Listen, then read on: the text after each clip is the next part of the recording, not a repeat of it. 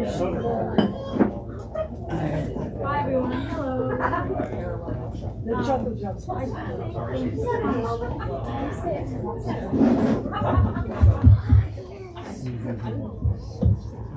She started over Tonight, as we hear author Alan Shapiro discuss his new book, Proceed to Check Out. He's joined tonight by Matthew Buckley Smith. My name is Morella, and I'm the events and social media coordinator here at Flyleaf Books. And I'd like to hear you. That mic is off. Mic's off. You need to turn the volume up. It's just we can't hear you, Morella. It's a big crowd. We would love How about to. now? Noisy. Are you good? More? More. Hello. Oh, better. That's better. Okay. It's a little bit of a mask thing. It's a little bit of a. Hello. You get to see my face.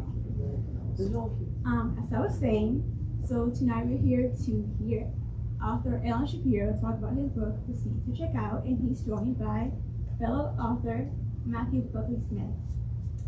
My name is Morella, and I'm the events and social media coordinator here at Flyleaf Books, and I'd like to thank you all for purchasing a copy of Alan's book. It really helps us as we continue to bring more in-person events to you in the future.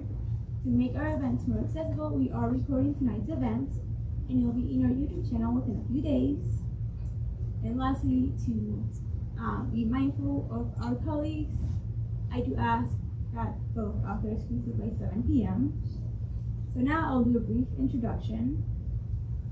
Alan Shapiro has written many books of poetry, prose, and most recently, Against Translation, That Self-Forgetful, Perfectly Useless Concentration, and Real to Real, which was a finalist for the Pulitzer Prize. Shapiro has won the Kingsley Tufts Award, the Los Angeles Times Book Prize, and an American Academy of Arts and Letters Literature Award, among others. And he has received fellowships from both the Guggenheim Foundation and the National Endowment for Arts. Fun fact, he currently lives in Durham with his dog, Sammy.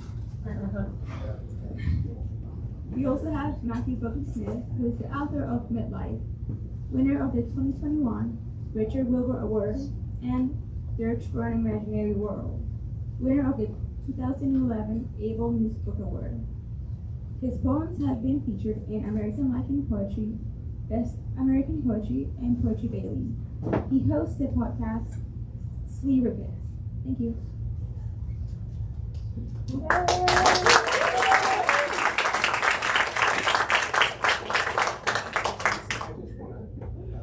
Can you all hear me? Yes. Okay. I just wondered if I'll make a brief. Alan, are you going to use? Sorry to interrupt. You are going to use the mic, though, right? Well, So we have a mic for the recording, which is on your lapel, and then we've got.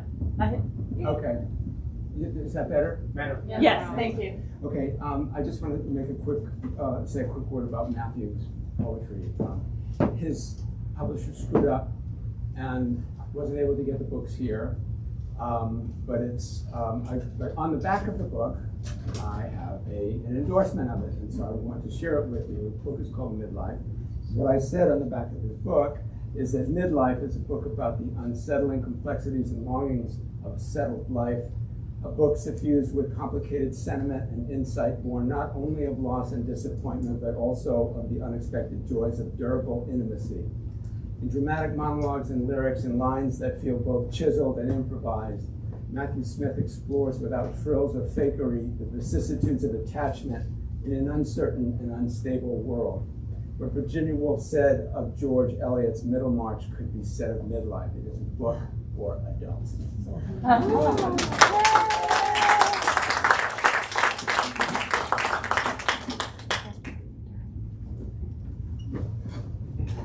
Thank you. Yeah. Oh, Dad, you're still mine. You're still mine. We're both. Am I audible? Yes. All right. I'll try to stay audible. I like to start readings with poems by other poets, kind of like sending out shock troops to warm up the audience first. This is a poem by a very serious and important American poet called Paul Laurence Dunbar. It's called Theology. There is a heaven forever, day by day. The upward longing of my soul doth tell me so. There is a hell, I'm quite as sure. For pray, if there were not, where would my neighbors go? He's actually, he writes a genuinely religious poetry. He's all, in some of my favorites are the ones where he's really mean. He has one where he shits on contemporary poets, and he says, he ends up by saying, we strum our banjo strings and call them liars. It's just, yeah, we're lucky. All right. My daughter is really into spooky stuff right now. Yeah. Oh, I already swore. Damn it! Okay, I got it. So I'm going to read a poem called Halloween.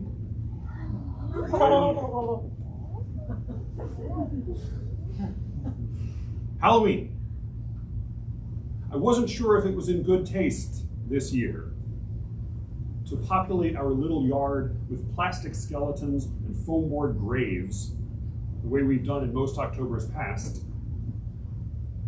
Of course, it's hard to explain to two small girls why one behaves not quite the same when faced with millions dead of a world-conquering once-in-a-century plague, as one might in another kind of year. Easier, as with most disputes, instead to say something vague, or simply to act as if one doesn't hear. And easiest of all, to pretend one always planned to surrender to the same rituals as before. Still, when our older girls said of the V, two fingers on one bony plastic hand raised in the air, that means peace. I nearly said, or victory. All right. Slightly lighter. This is called doo-wop, which is a form of music that used to exist. Doo-wop. This is the sound the drunk heart makes after it's drowned a life's mistakes. The tonic chord of a dead quartet that love ignored but can't forget, who keen and hum and call not sense, but feeling from indifference. And something true from the empty air, and thoughts of you from anywhere. There's this concept known as object permanence that I vaguely knew about before I had kids. It's the idea that, you know, until you're maybe 18 months old, if somebody hides the rubber duck behind a curtain, you're not really sure it's still there. And I got the idea, but it was only when we had a daughter that I finally understood that it applied to everything, including us, which makes certain things like bedtime very difficult. So this is called object permanence. Because you haven't yet developed faith that what you see at nightfall will return at dawn when time begins again, it's death you nightly learn to dread. Like the recurrence of a dream, in which your father or your mother stands and takes you, singing every time the same unmeaning sounds, upstairs into the reeling hall that slides with horrifying slowness toward that room peopled with deaf mute mammals on all sides, dim as the womb, where you are left to beg and helpless watch as warmth and human touch and hope retreat into the dark, which, closing with a latch, becomes complete. No one can hear, but you cry anyway, for more time in the world you hardly knew. Here in the body, one momentous day we loved as you. Right, getting there. Everybody says, don't go alone.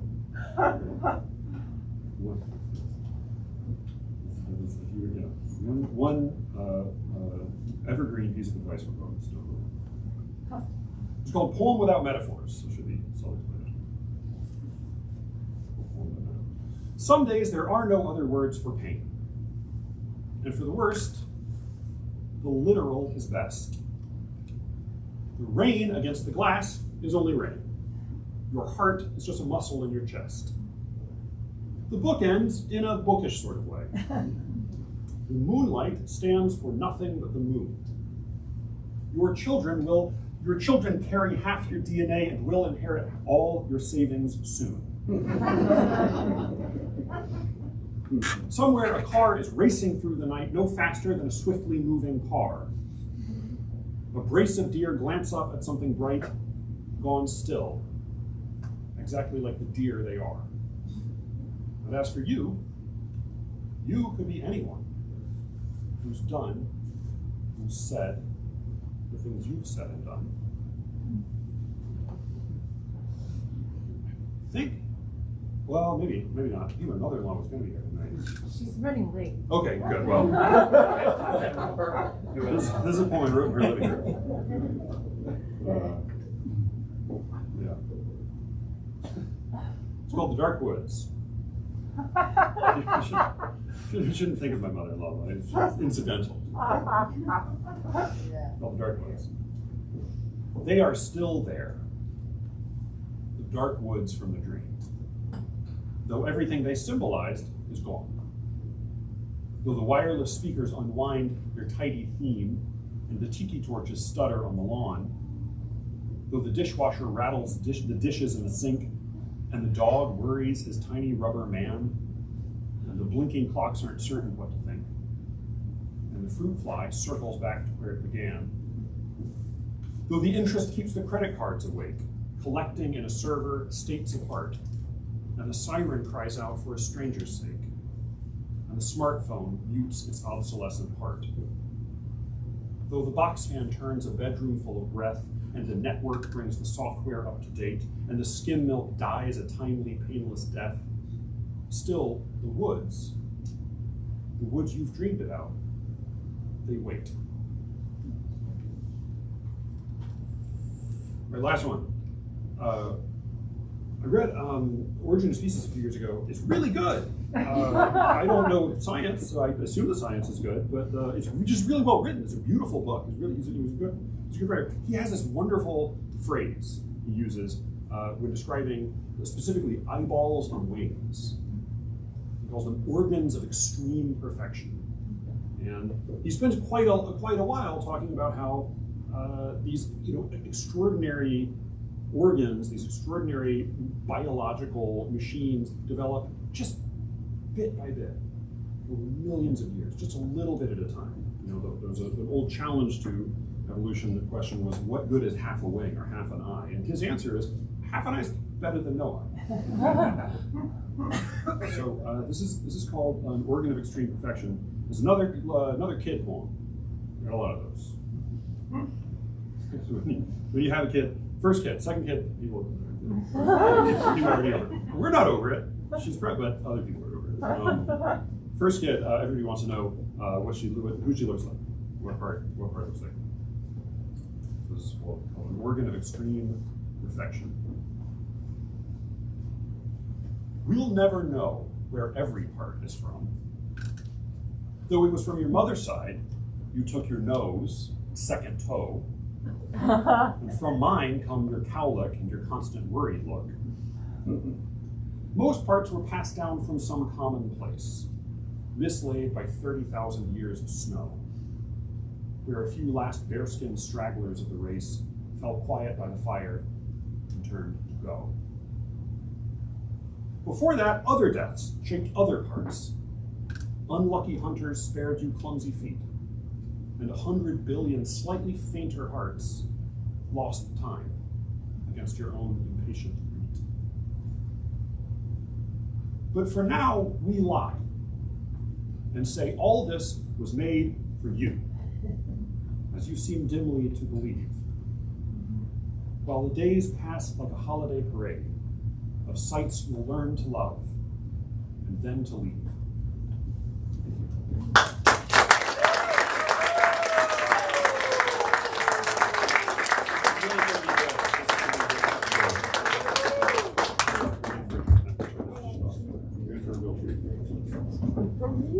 That was just terrific. That book, you should all get the book. the publisher will release it. If this book is called Proceed to Check Out, I'm going to read 3 poems, maybe 4 if there's time, probably just 3. The first one is, I thought this event was being Zoomed, but since we all have now know what a Zoom is, I'm still going to read it. This poem is called Zoom, and the person that it's addressed is my late sister, Beth, who died in 1995. So it's called Zoom. In the hospice where you died, a lot of money was spent to make the place conform to someone's algorithm of a home.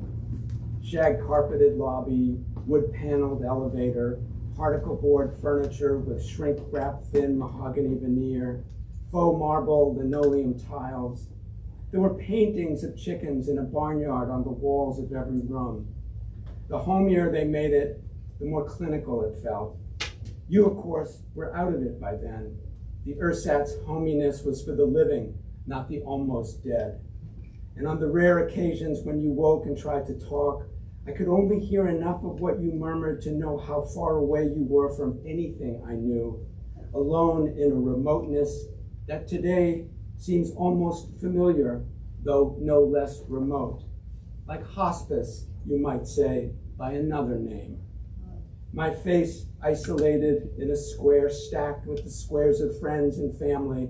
Inside the screen-sized square, our separate boxes make together, boxes talking box to box, as in a bar or restaurant face to face, as in a pre-posthumous world of host and game show faces, mummified to pasty smiles of dead celebrities, still quipping, how many balls on a pool table? Depends on how many men are playing pool. I think I hear you in our edgy laughter, as if we'd won a one-way ticket to a last resort, a club med of an island rendezvous, a hidden, herded horde of eye germs doing anything to keep alive and still be seen and heard. Funny how signing off, no matter who I wave to, it's you I always see wave back at me, the two of us together once again in a lost dimension, as if we're both on ship and shore, stranded, departing, waving till the square goes mute and blackens, and the room with just myself inside it feels so unreal, I'm virtually nowhere where you are. This next one is a little longer, and for those of you who don't know, it refers to an old television show called Gunsmoke. And Doc Adams was the doc of Gunsmoke, and I think that's really all you need to know about this. It's called Uncle High. I never knew why or how his doctor's bag ended up on a shelf in a side room of our cellar. In so remote a corner, whoever put it there must not have wanted anyone to ever find it. When I discovered it, exploring the netherworld of what I lived above, it looked exotically Methuselahan, like the kind of bag old Doc Adams on Gunsmoke carried with him through the dust-hazy streets of Dodge. Its brown leather fissured like alligator skin, with a loose leather handle to which a tiny key was tied. It fit the lock on the bronze buckle, and the bag, which was rounded at the top when it was closed, became bulky, rectangular when the key turned and the bag snapped open. A centipede crawled out. A chilly odor, medicinal and stale, rose from the dark inside it. At the bottom lay a tray of empty slots and small compartments. In a large side pocket, I found a pair of tweezers, a tiny bottle of iodine, the lens of a magnifying glass without the frame, a packet of bandages, and a tongue depressor that slipped from its crinkly package, looked like the stick part of a popsicle. From the pocket opposite, I pulled out a stethoscope whose ear tips had been snapped or cut off and whose chest piece was cracked. So when I tried to listen to my heart the way Doc Adams did whenever someone on the show was shot or sick, moving the chest piece over chest and stomach while saying kindly, "Take a deep breath, son. Now out, now in, again, again." No sound but my own voice came through the tubing. I was a baby when Uncle Hi was diagnosed with lung cancer. 3 months later, he was dead. There was one picture taken of him just after the war on the mantelpiece above our unused fireplace. He's at the beach and his toddler son, Jeffrey, wearing a white sailor hat, is in his lap. The camera catches Jeffrey squirming in Hi's arm. The child's eyes shut tight, mouth grimacing, his body all rigid taut, as if he's being beaten up by ghosts, while Hi stares calmly, smiling at the camera, an unlit cigarette in the corner of his mouth. He's tanned, handsome, and with his trim mustache, he's a dead ringer for Tyrone Power. Everyone used to say that, and such a nice guy too, salt of the earth, give you the shirt off his back. Though this was offered in a tone of bafflement, as if his kindness somehow didn't add up, was the last thing you'd expect given something else about him that they never mentioned, at least not in front of children. 3. I knew enough to keep the bag a secret. Upstairs and down, that house was crisscrossed with tripwires of rules, limits, prohibitions, and restrictions, many of which you didn't know about until you broke them. It was like what Dodge appeared to be at the opening of every episode, a pokey yet bustling town of quaint stagecoaches, covered wagons, and cowboys on horseback, all maneuvering peacefully somehow through the one street, while merchants, farmers, and corseted women with piled up hair that little hats held in place stroll up and down the wooden sidewalks, past the general store, the jail, the bank, the louvered saloon doors swinging open and closed, unhappy drinkers, and all the while abrasions of tone and gesture and missteps too slight to notice under everybody's noses were building up past umbrage into rage, in the wake of which, in a black frock coat, brown bag in hand, old Doc Adams would come running. 4. The day I find the bag, Hi has been long dead, and Jeffrey, whom I've never met, is grown and living in a halfway house for troubled men. I'm standing on a chair with the bag open beside me. I'm about to operate. My patient is the centipede I picked up with the tweezers and am now holding up to examine under the dim bulb hanging from the ceiling. He's not from around here, is he? No, he's a drifter, maybe a rustler, maybe a gunslinger. Bad hombre, in other words. But it's not my place to judge. I'm just a doctor. And he's been shot. I can tell he's hurt bad by how still he is. Only the tiny pincers waving back and forth. Tell me your name, son, I say. Okay, Horace. Now you rest easy. The bullet's gone plumb through your belly. I'm going to have to clean the wound before the germs get in. He rolls up in a ball when I place him on the table. So with the tongue depressor, I wedge him open and squeeze a drop of iodine onto his underside. And in the magnifying glass, I watch the little segments of him quiver and buckle as the ointment spreads. I want to dab him with a gauze pad, but when I remove the tongue depressor, he curls up even tighter. I gently place the chest piece of the stethoscope on top of him and listen. No breath, no heartbeat. A goner. I want to feel something for him, but the room is full of the maimed and wounded, so I find another injured soul and get to work. 5. They're all goners now. Everyone who knew my uncle's story, including Jeffrey, who drifted from halfway house to institution back to halfway house until the mid-70s when he jumped to his death from a bedroom window. The story exists only in fragments I gleaned as a child by stealth and accident, from whispered hints and innuendos, snatches of kitchen gossip heard from hallways, someone talking on another line when I pick up a phone, or overheard at night from the back seat of the car when they thought I was sleeping. It had something to do with what I saw overseas as a medic in the war, an island harbor clogged with bodies floating face down, something about a pile of burning boots, teeth drilled without lidocaine for the fun of it. And after all that, to come home to a child like that, a child no one could handle, who was never right in the head, not really, even before Hi returned, even if after he returned, the child got so much worse. Still, imagine having to come back to that. 6. Some miraculous change took place at death. Until you died, you should have known better. Until you died, you got what you deserved.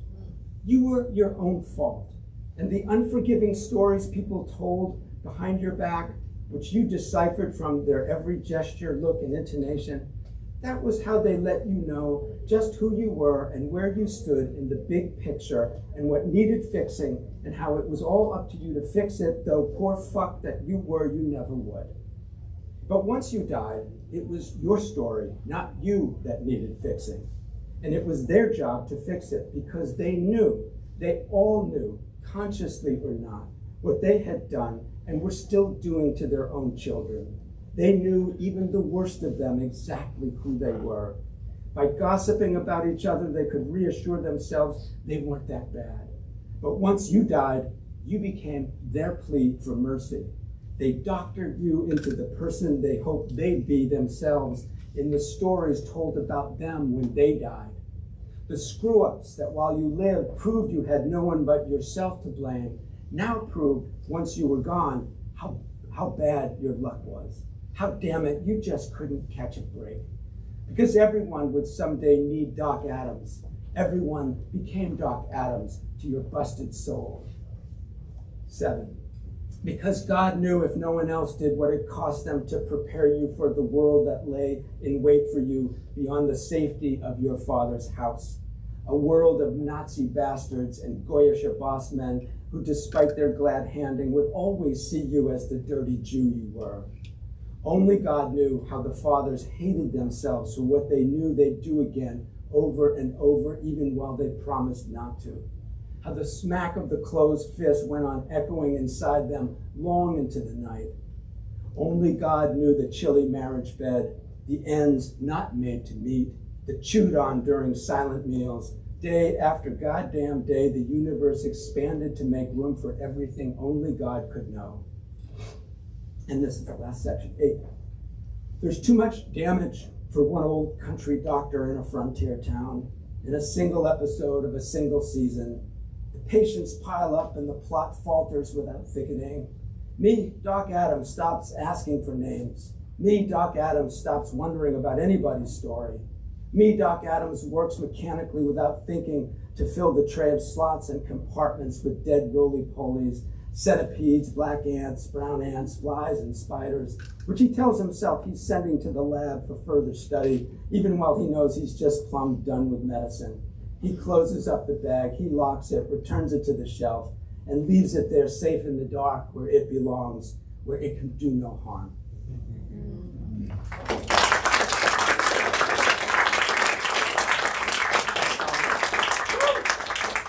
I'm just going to two more poems, two short ones.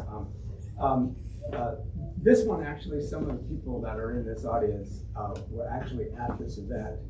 It's called Divorce Party Bonfire, and I won't name names. And there's a mattress in it that actually wasn't part of the event, but that's where I made up. Everything else I overheard and then wrote down. So anyway, you'll all recognize yourselves. Divorce Party Bonfire. As in a secret rite, a ceremony in a book of legends, on a winter night they stand around a kind of pyre Jerry built from sticks and branches forgotten storms had littered the field with. Logs doused in lighter fluid, cartons of dumped out depositions, snapshots and memorabilia, flammable knickknacks, talismans no longer magical, cards, effigies, early handwritten love notes mixed with later printed texts and emails kept as evidence of fact, of counterfact, conditional appeasements giving way to bullet point conditions, non-negotiable demands, bundles of pads of legal-sized paper on which from page to page, as in a time-lapse game of solitaire, the con columns keep getting longer while the prose shrink. Instead of prayers, they each in turn say something funny or try to, eager to prove what once was hard to swallow can be laughed at now, even if the laughter sounds less wry than rueful. I was so tired of being lonely, I got divorced. Forget love him and leave him. From now on, I'm cutting straight to the division of property. My ex-husband, he was such a screamer during sex, especially when I walked in on him. Old pilgrims who have lost their way, yet still expect relief, if not rejuvenation. A great, if brief, unburdening, as if they all, and not just one of them, have dragged a feather mattress still imprinted with the ghost weight of sleeping bodies from truck to field to fire pit, and heave-hoed it so perfectly on top it smothers the frail, nascent flickering of match after match after match, which, when it finally catches, brings no relief, no lightning, because the blaze gusts out everywhere at once through gaps and openings, and everybody has to step back from the sudden heat's bright sirocco into a polar night so cold it only drives them forward again, from colder back to hotter, back to colder, in a doleful goading, in and out of visibility, flickering on and off like herky-jerky gifs. A faulty server on a flat screen in a feedback loop keeps coughing up and swallowing. And I'm just going to read one more, and then maybe if you all have anything, questions. But I think Matthew's poems and my poems answer all questions. But yeah, this is called Hole in One, and this is actually a true story. I think it's self-explanatory. Hole in One. Since my dad was blind by then, when David and I led him from his apartment to the tee of the shrunken one-hole golf course that served as kitschy courtyard for the complex of retirees, only well off enough for this unironic aping of the rich. It was by habit only that he looked down at the ball he couldn't see, then up and out into the void of stunted fairway and green, while first this foot, then that foot patted the fake grass, almost kneading it cat-like, till the tight swing arced the ball up high as the second-story windows, and I swear it was like a trick ball, the pin on an invisible line reeled in straight down into the hole. His first and only hole in one, on the last swing of a club he ever took, though we didn't know this then. And how we whooped, my brother and I, as we jumped and capered, throwing the other balls up into the air while the old man, baffled, said, "What? What happened? What?" Already wistful for this best moment of a life, it was his luck. The blindness made him miss. And now it's my luck, isn't it? Just my luck, to be the last one remembering, as if I'm not just there with them, but also far removed above it all and watching, as through the block glass of an upper story window, high enough for the ruckus not to reach me, but too low not to see the filmy blur of bodies hugging one another, pumping fists, as arm in arm the three of them head out across the fake grass of that one last hole.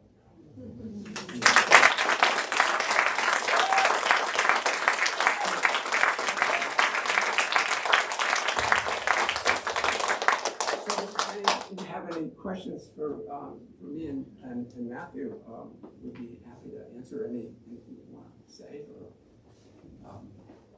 there's always this miserable part of the evening, excruciatingly awkward, waiting for someone brave enough to ask a question. I have a question for you. Okay, Matthew. Now that you're retired, is there anything you feel at liberty to say about poetry and teaching poetry?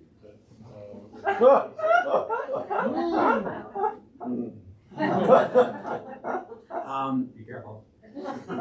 No, don't be careful. That's all. I don't miss teaching at all. I miss some of the students, not all the students, and miss the camaraderie of my colleagues, but I feel the same way about teaching as I do now about when I walk by a basketball court and I see young guys playing basketball, which I used to do in my youth, and I look and I think, how in the world did I ever do it?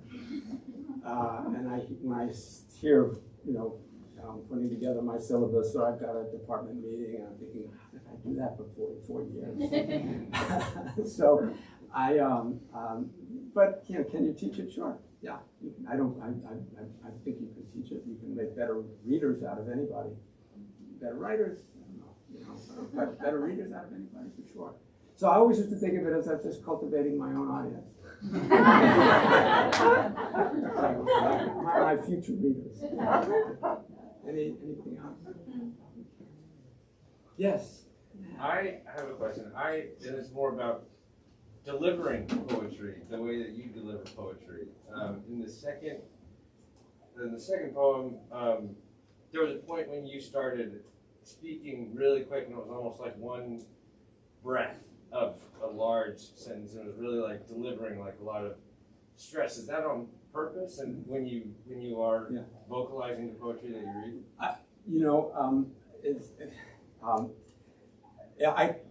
Even though that poem is a prose poem, so it's written as prose, but there's no difference in my mind between poetry and prose except a line. And so it's all about stress. It's all about rhythm and all about trying to somehow mimic or enact whatever the feeling is or whatever the action is, so that the sentence is moving in a way that's consistent with or reflective of whatever the words are describing. So it's not just sort of referring to something outside itself, but it's actually doing the thing that it's describing. And rhythm is an attempt to sort of mimic that. I received your stress. Yeah, more than you can deal with, I know. So you going to say something? No. Anybody? Yes. I would like to know if you would tell us the most extraordinary and strange question you were ever asked, or tell us an amazing question that we should be asking you, that you would be willing to answer. Well, it's a funny thing. When I've written nonfiction and I've written fiction, published a novel and I've published a memoir. And when I gave readings from the memoir, people wanted to know what I made up. And when I read from the novel, they wanted to know if it was true. Drawing on, so everybody wants to go. It's like my mother when I was growing up. You want to wear the green sweater or the red sweater? And I said, well, the red sweater. I said, what's wrong with the green sweater? Find something good, someone gave me a card on the way home. She'd say, good, insurance alone will send you straight to the poorhouse. Questions always go against the genre. I got mugged on my way home today. She says, good, that'll keep just out of that neighborhood.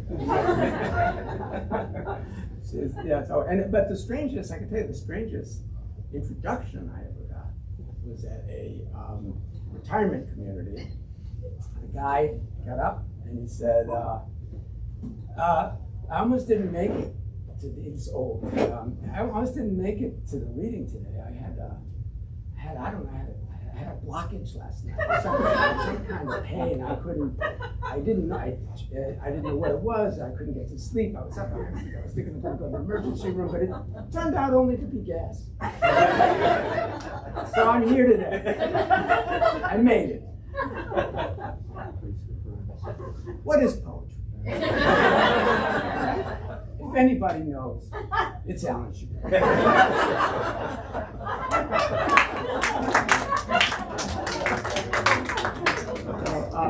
Anybody else? Yes. I've been reading your critics and students and so forth online, and although I've always thought that you resisted being labeled as any particular kind of writer, I've noticed that people want to call you a new formalist. I don't know what new formalism is. I haven't been in college long enough to know what they're calling new formalism. But what you do that works for me, and I can't say why, is something more rabbinical or parabolic, pulling me into something that is not formalistic at all. And I wonder if it's just so ingrained in your family life and in the life that you have. If you're aware of drawing on that sort of thing, of telling parables, or if it's even intentional. I mean, it's there. You have this life that you tell in a way that makes us all feel like we've had that kind of anteriority. You put me in where you are. Is that something you know you're doing? No, I'm just trying to keep one foot in front of the other, and that's it all over today. I don't really have any idea what I'm doing. I just do it, and I don't have any ideological relationship to form, and that's the only thing. I'm not against it. I like patterns and rhyme, but I just, half of this book of prose poems, and one was going to be writing a prose poem, and I believe, I believe in the efficacy of rhyme and meter, but I think I also believe in the efficacy and flexibility of free verse and different kinds of verse. I just don't take an ideology. The new form was kind of antiquated. That was back in the 1970s and 80s when, so-called poets like Dana Gioia, who know how to count to 10 and divide by 2, felt like they were making a political statement against, I don't know, something about how the art has gone to hell in a handbasket because there's no standards anymore. It was bullshit then, it's bullshit now, and those labels are the same. I don't, so I don't, in the same way I don't think of my, also called it Jewish poet. I don't know what that means. It's something about my, be like being a Lithuanian cellist. I don't know to what extent my Lithuanian background informs my ability to play the cello or the kind of music I play. But I have my appointed subject matter, which I don't have it's just what I was born with, the cards I was born with, and my various obsessions, and there aren't many, but they've been with me a long time. And I just write what's in me to write, and I don't think about, I don't think about anything like that. Do you resist that? Would you rather the critics? I have not been online and read my critics. I didn't think I had any. I believe you that I do, but I don't. I'm retired. I'm off the grid. I don't give a fuck about anything I do. I don't. I used to, but I don't. And I have no social media presence. I don't have a Facebook or Snapchat or Twitter. I don't do any of that stuff, and I find it incredibly. And if I were younger, I would. I understand the necessity of it, but I'm not younger. I'm older, so I don't have to do it. I'm very happy not doing it. Yeah, John. I'll ask a question, Matthew. Yeah, good. Matthew, you're not retired, but you seem committed to destroying your reputation. So is there anything that you'd like to tell us about poetry now that you're retired? Are you washed out? No, you're right. Now that I have nothing to lose. Yeah, I don't know if you can teach it. But yeah, I tend to think Alan's right that the best writing classes are literature classes, but also maybe some of the best literature classes I've had with the classes that focus on reading the way a writer might, which is to say as a thief, right? I have very little interest in what books mean. I have a lot of interest in what they do and how they do it. Anybody else? Yeah. This is wonderful. One of you, I just want to say, it's an incredible night. And I'm always at readings. I'm just interested in what people are reading right now. What are you loving reading right now? I just read Brothers Karamazov. Oh. So, and it was very enlightening. Yes. But the Russian imagination. What about you? Are you reading any poetry that? Right now I'm teaching a fiction class. I'm reading a lot of short stories for that. But the book I'm working my way through right now is Simon Armitage's Oxford Poetry Professor Lectures, which are okay. They're fine. I'm unfairly also listening to Jeffrey Hill's Oxford Poetry Professor Lectures, which is not at all fair because Jeffrey Hill's brilliant. Yeah. So the thing I like about Simon Armitage's essays, I think he's a better poet than a critic, which I think is probably with most poet critics' choice would be to be a better poet than a critic. He's better at poetry than he is at criticism, what I like about his criticism is that the author should talk about poems, which a lot of critics don't do. Flyleaf Books says it's so hard to talk about poems that most critics will take the opportunity to talk about anything else. I'm also reading Boswell's Life of Samuel Johnson, which is just an amazing biography. Had you ever read it before? No, I read people quoting from it, but I never read the whole thing. And it's hilarious. It's just incredible. He was really one of the great figures of the world, I think, Sam Johnson. Anyway, so I've been reading that. Just, that's awesome. Thank you. Yes, Leah Gray. So my question is, you said you've written like fiction and non-fiction, but you write more poetry. So what is the draw to poetry? Like why poetry? Like why is that your main source of poetry? Yeah. Can you repeat the question? The question was that why do I write? And I've written poetry, fiction, nonfiction. So, but I've written more poetry than either of those other two. So, what is the draw? What's the pull to the art form? And it's the Matthew Arnold definition: the best words in the best words in the best order about the hardest things. And I loved.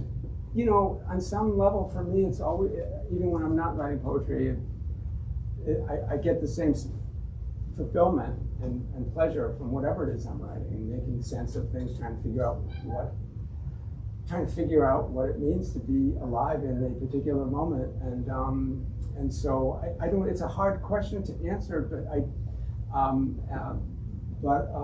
don't. I think an honest answer would be.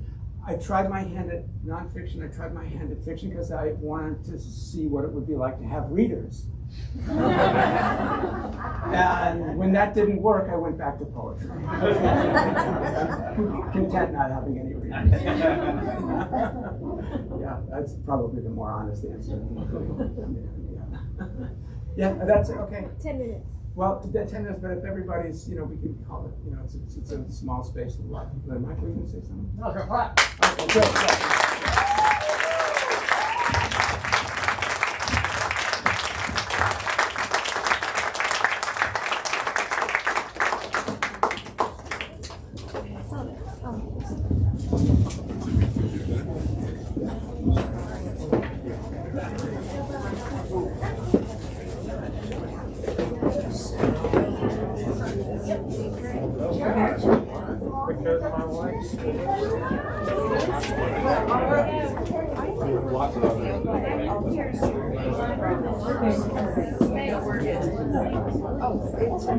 And actually, I thought it really was. Somebody took a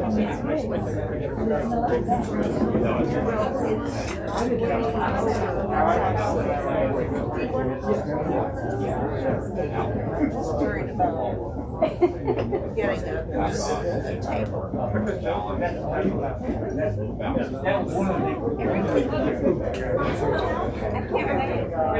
Oh no, it was a very, I mean, it was entirely good.